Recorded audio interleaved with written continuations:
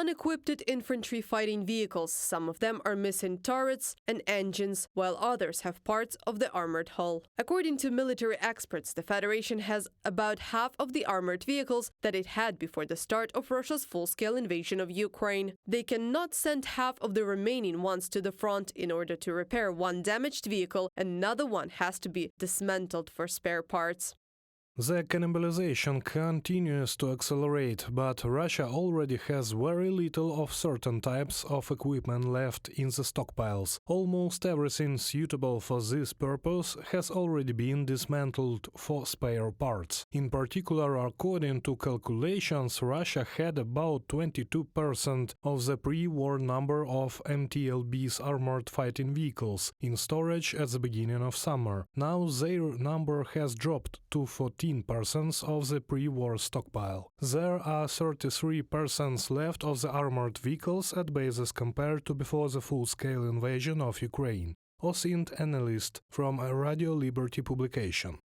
Satellite images showed that between January and July 2024, the number of armored vehicles at Russian storage bases decreased by 11%, and the number of multi-purpose transporter tankers, MTLBs, have decreased by more than half. Only 14% of the pre-war stocks remains. Even though the Ministry of Defense is working hard to repair damaged equipment, by 2026 the Federation may be left with no T-80 and T-72 tanks. Звісно, що певні запаси техніки. Of course, Russians still have some stocks of equipment from the 60s, 80s of the last century, but it takes a lot of time to carry out routine maintenance work, the restoration of defense equipment for the Russian army to be able to use it. This requires manpower, resources, time and effort. And of course, the fact that the Russians are wasting their resources may lead to the fact that in 2026 their defense capabilities will actually be exhausted.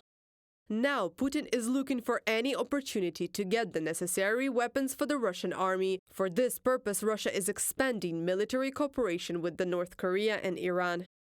Russia's reported decision to provide Iran with radar and air defense systems, which could significantly benefit Russian forces on the ground if instead deployed to Ukraine, also underscores Russia's ongoing reliance on Iran for other critical weapons, including high-precision weapons and weapons components, from the report of the Institute for the Study of War.